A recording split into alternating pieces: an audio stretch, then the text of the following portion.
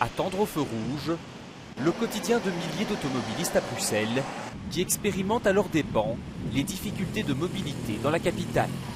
D'après une étude britannique, 80% des feux de signalisation pourraient être supprimés en Grande-Bretagne.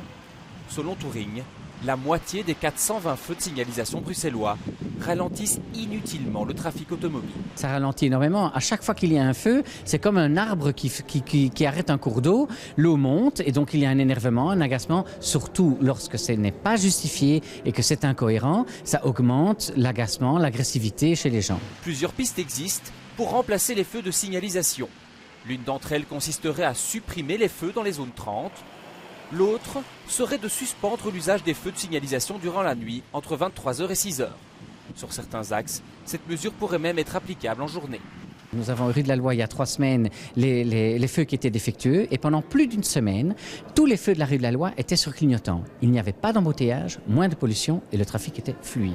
L'un des grands problèmes, c'est le manque de synchronisation des feux entre les différentes communes et la région.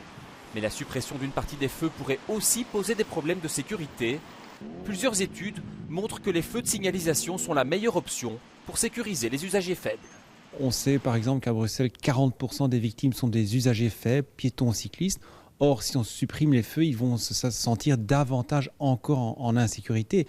Et donc, il faut vraiment agir au cas par cas, voir si dans certaines situations, on peut éventuellement supprimer les feux, mais certainement pas supprimer tous les feux comme ça d'un coup de cuillère à peau. De nouvelles technologies permettent désormais d'adapter les feux de signalisation au niveau du trafic en temps réel. La région s'est équipée il y a 3 ans d'un logiciel de synchronisation des feux.